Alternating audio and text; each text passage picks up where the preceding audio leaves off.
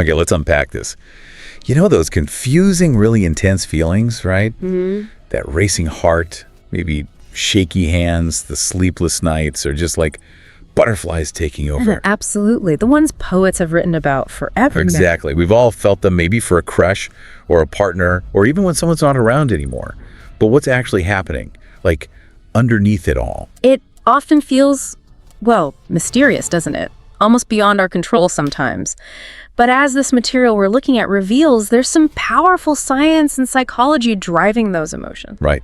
And that's what we're doing in this deep dive. We're exploring these sources to kind of peel back the curtain. Mm-hmm. We want to understand what they show us, from the raw chemistry that kicks off attraction to the really complicated stuff like why we sometimes long for people who maybe weren't even good for us. And then hopefully look at how science and maybe some wisdom in these sources suggest we can build, healthier connections. Yeah. And a stronger sense of ourselves. Yeah, moving beyond those confusing or painful bits. And we'll share some fascinating insights, maybe some compelling stories drawn straight from this material. Sounds good. Where should we start? All right, let's jump right in. Those sparks. That initial pull you feel. What does the science in these sources say is happening, like in our brains? It's actually fascinating. Specific areas really light up when we see someone we're drawn to. The sources mention the hippocampus, that's memory, right? Right. The hypothalamus controlling hormones, and the anterior cingulate cortex, which is linked to emotion and decision-making. Okay, so these parts get really active. And what does that do? Well, activating these areas seems to help reduce defensive behavior, even anxiety. And interestingly, the research shows less activity in other places. Less? Like where? Like the amygdala, that's big for fear, negative emotions, and parts of the frontal cortex, which handles judgment, critical thinking. Wow, so our brains are kind of literally becoming less anxious, less defensive, maybe even a bit less judgy when we feel that first attraction. That's powerful. It really is. And some researchers mentioned in the material, Helen Fisher, for example, they suggest that romantic love involves distinct stages. They propose 3. 3 stages? Yeah. Lust, attraction, and attachment. Like steps in a process. Do they always happen in that order? Not always, no. The sources point out they can overlap or even happen out of sequence for different people or relationships, but each stage definitely has its own chemical signature in the brain. Okay, tell us about the chemistry then. Yeah. What's the science behind these stages? So lust. The material suggests its evolutionary roots are mainly about procreation, passing on genes. Yeah. The hypothalamus kicks things off, stimulating testosterone and estrogen, the hormones driving sexual desire. It's that basic drive. Got it. The initial physical urge. What about attraction? That next stage, the one that feels more like falling. Yes. That's when the brain's reward centers get seriously involved. You see a big increase in dopamine. Dopamine, the happiness chemical, right? Exactly, or the reward chemical. It helps explain that intense joy, that exhilaration you feel around someone you're really drawn to. Norepinephrine also goes up. And that causes? That can cause that heightened energy, tension, maybe loss of appetite, even the insomnia we often link with early, intense love. The classic signs. Trading sleep for that chemical buzz. And here's something really interesting from the material. Serotonin levels apparently drop during attraction. They go down. Why is that important? Well, low serotonin is also seen in people with obsessive-compulsive disorder, OCD, a condition with intrusive thoughts, intense focus. Okay. So the speculation in the source is that this chemical shift might be behind that intense, almost obsessive focus you can have on someone early on. You just can't stop thinking about them. Wow. So that consuming focus, feeling like they're the center of the universe, it might actually have a chemical link to something like obsession. That really puts the intensity of early love into perspective. It really does. It shows how physical and, all-consuming it can be. Then, as maybe that intensity settles a bit, the sources talk about the attachment stage. Okay. This is more dominant in long-term relationships. And it's governed by different hormones, oxytocin and vasopressin. The bonding hormones. I've heard of those. Exactly. The material points to animal studies like with prairie voles showing just how vital these are for forming lasting bonds. And the readings highlight that oxytocin gets released in big amounts during key bonding moments. Like what? Things like sex, childbirth, breastfeeding. Activities that forge deep connections, yeah. Yeah. romantically or between parent and child. Precisely. And the sources note that both maternal love and romantic love seem to serve an evolutionary purpose, keeping the species going, and they activate similar reward pathways. Interesting. And they also seem to inhibit those brain areas linked to negative emotions, judgment, sizing people up, maybe helping us bond despite imperfections. So the intense physical stuff, the sleeplessness, the constant thoughts, that's dopamine, norepinephrine, low serotonin driving that. Right. But the deeper comfort, the long-term connection, that's more oxytocin and vasopressin. It's like our biology giving us those aha moments, explaining what our bodies are doing. It's a really complex, powerful chemical dance. But what happens when the person you're attached to isn't there? When those feelings turn from joy to intense longing, maybe even pain? Ah, yes. The shadow side of these powerful feelings. Poets write about that ache, that longing. What did the sources say about that experience? Well, the material suggests that this intense feeling, that kind of emptiness when someone's gone, can also be linked back to dopamine. Dopamine again. Yeah. But that was the happiness chemical. How does it cause pain and longing? Well, it's because the material draws this really compelling line to addiction. It basically says that the same brain areas lit up by things like drugs or alcohol are similarly stimulated by emotional dependence on a partner. Wait, so the brain's reaction to needing someone emotionally can actually look like an addiction? That's what these sources suggest, yeah. And when that person is absent, it can trigger symptoms much like withdrawal. One source flat out says love can, in this way, literally make us like addicts, not just as a metaphor. Wow, that's a really strong comparison. Yeah. It certainly reframes missing someone intensely. Yeah. But what about when the person you're longing for wasn't actually, good for you, maybe even harmful? Why would you feel that pull? That's a really tough but important point the sources get into. They suggest that sometimes after you separate from someone who was maybe abusive or just caused a lot of pain, the brain might selectively remember only the good times. One source calls it love of familiarity. I love familiarity. Yeah, and it can be really misleading. It creates this strong urge to go back, but it's based on, an incomplete memory. So your own memory can filter things, making a bad past seem appealing again. That seems to be one idea presented, yes. And the pain of love and loss itself is very real. The material reiterates that love isn't just bliss, it includes pain, a sort of melancholy. And remember that low serotonin we talked about in attraction. It can apparently play a role here too, linking loss and longing to symptoms we see in anxiety and depression. And didn't one source mention something about the reward center, making it harder to recover? Yes, exactly. The material suggests that sometimes the reward center's activity, when triggered by loss or absence, can create a kind of obsession, maybe even an addiction to the pain itself. An addiction to the pain. Yeah, making it incredibly hard to move on. It touches on this idea of psychological fragility and just how difficult managing that kind of emotional pain can be, especially if it feels like you're hooked on the hurt. So these intense feelings, driven by our biology, can swing from joy to addiction-like withdrawal, longing for harmful pasts, even getting stuck on the pain. These forces are incredibly potent. Absolutely. And sometimes, as one source argues quite strongly, this intense romantic attachment, especially if it's not really grounded in reality or health, can become something more like an illusion. An illusion in love. What does that mean exactly? Well, this source puts forward the idea that certain powerful consuming attachments aren't really based on the true person or relationship.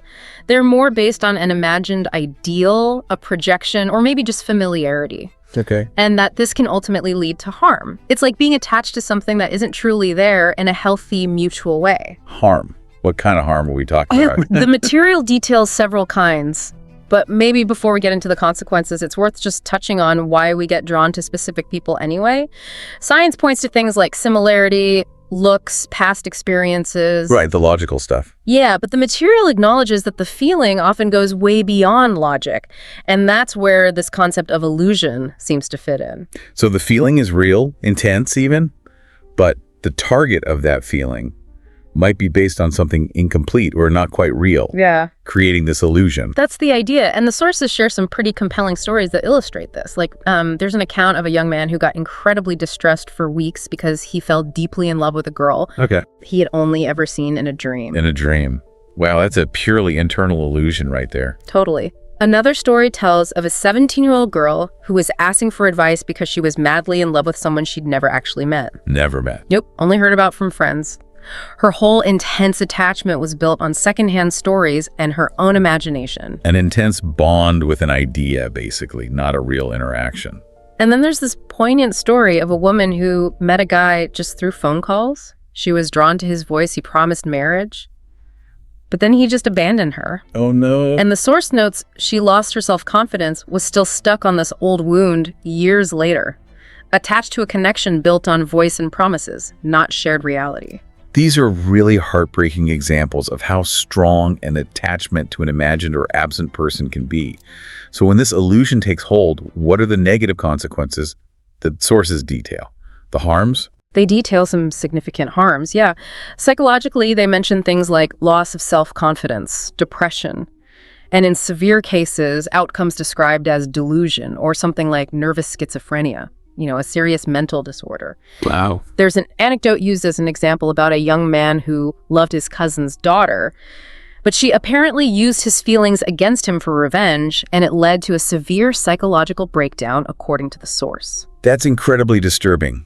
All based on an illusion, leading to real psychological damage. And socially, these attachments are presented as potentially breaking up homes. There's that anecdote about a married woman getting involved again with someone from her past. Right. And the sources also discuss the degradation of women. They share stories of young women compromising their values or their honor based on false promises of marriage. Only be abandoned. Abandoned or sometimes falsely accused later, their lives just severely impacted. Real-world harm stemming straight from being caught in this kind of illusion. Materially, too, the sources give examples like wasting a lot of money, big phone bills from constant calls or chatting, getting into debt for the connection, and just wasting time, like neglecting studies or job opportunities. So the cost isn't just emotional or social, it's practical too. And sadly, the sources do include some tragic stories as extreme examples.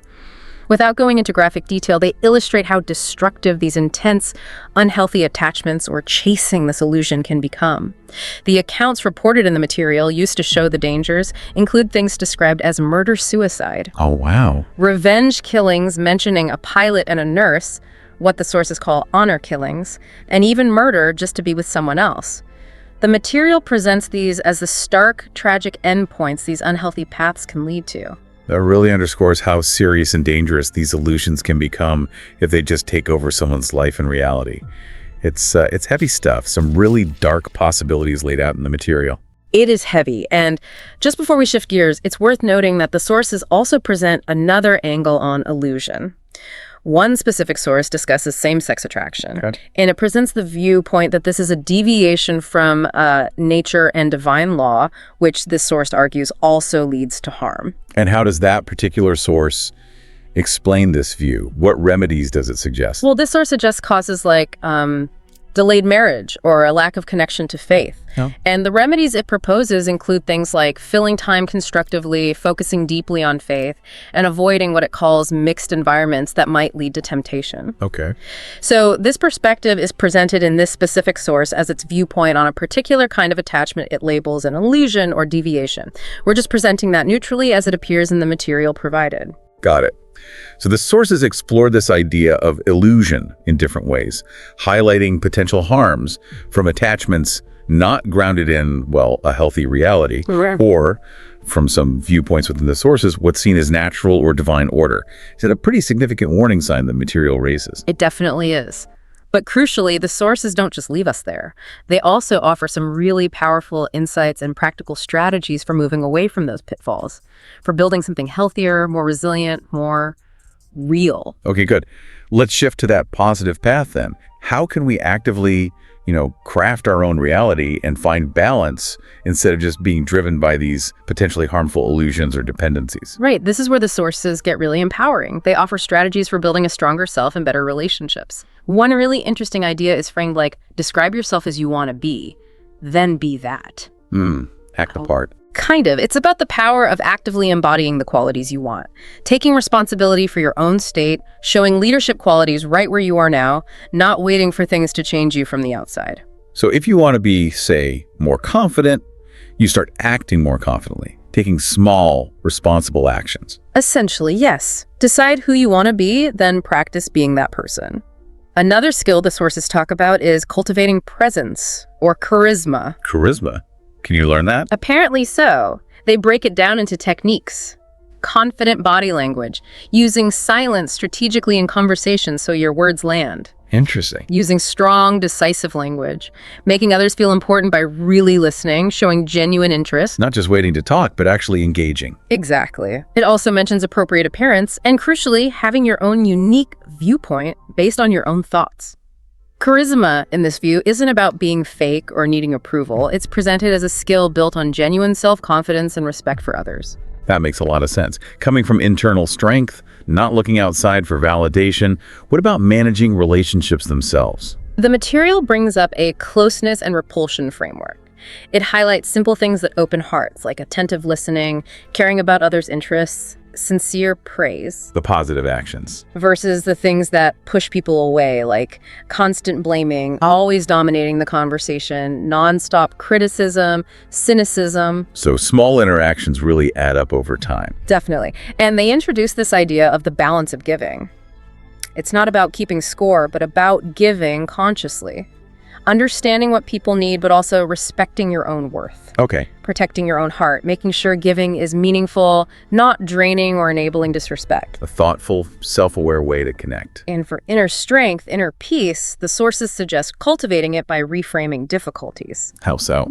Seeing challenges not just as random roadblocks, but maybe as chances for growth or atonement, or seeing a hidden good you can't grasp yet, or even as tests to make you stronger. Finding meaning even when things are tough. And they talk about accessing your inner warrior. Inner warrior. Yeah, presented as the part of you that acts with discipline, focus, determination, leaving trivial stuff behind to pursue deeper meaning. It's about decisive action, commitment to your values. That connects back nicely to that first idea, acting the part you want to be embodying that inner warrior. It does. And there's this really powerful idea. The narrator is not defeated. Meaning you hold the pen, you write your life story, you're not trapped by past chapters or what happens around you. There's also a mention of trusting in a higher power to guide the outcome, adding another layer of resilience for those who believe. You have agency over your story, even if you trust in a bigger plan. Absolutely.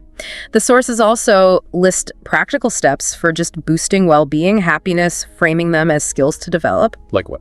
Things like practicing gratitude regularly, actively connecting with others and giving, being present through mindfulness, physical activity, healthy eating, and deliberately finding meaning and purpose in your day-to-day life. Those sound like really concrete, actionable things anyone could try. They are. And finally, one source redefines luck. It suggests success or luck often isn't random, it's manufactured. Manufactured, how? Through consistent effort, learning, persisting when things get tough, overcoming obstacles, you basically create your own opportunities. Through hard work and resilience, yeah. Exactly. So these strategies, drawn from the material, they're presented as active choices, skills you can build. They offer a path to internal strength and healthier connections outside yourself. Powerful alternatives to just seeking validation externally, especially from those attachments rooted in illusion or unhealthy dependence. It feels like a path towards building a fulfilling life from the inside out, right? Not relying on someone else to make you feel whole. A much more stable foundation, for sure. So we've really covered a lot today. We started with those intense, sometimes overwhelming feelings of attraction, looking at the science, the chemistry behind the sparks, and the different stages. Then we moved into the more challenging side, longing, how it can feel like addiction, even pull us towards past harms. Right, and then we delved into that difficult concept from the sources of illusionary love and the really significant harms, psychological, social, material, even tragic physical ones it can lead to, based on the stories and views in the material. And we finish on a more empowering note, exploring strategies the sources offer for building a stronger self, cultivating healthy relationships, finding inner peace, and actively writing your own story through conscious effort and specific skills. It's such a complex interplay, isn't it, between our biology, our psychology, and the choices we ultimately make about connection and fulfillment. It really is. And thinking about all of this, the powerful biological drives the sources describe, alongside the devastating consequences of unhealthy obsession and illusion they warn about, and this actionable path towards inner strength. It definitely brings up a fundamental question, doesn't it? Yeah. How do you consciously choose which story you're going to live? Is it one driven by those potentially harmful illusions, those dependencies, just reacting to desires or filtered memories? Or is it one where you are the narrator, actively crafting your reality by building that inner strength, fostering balanced connections, and applying intentional effort? Something to really reflect on based on everything we've unpacked today.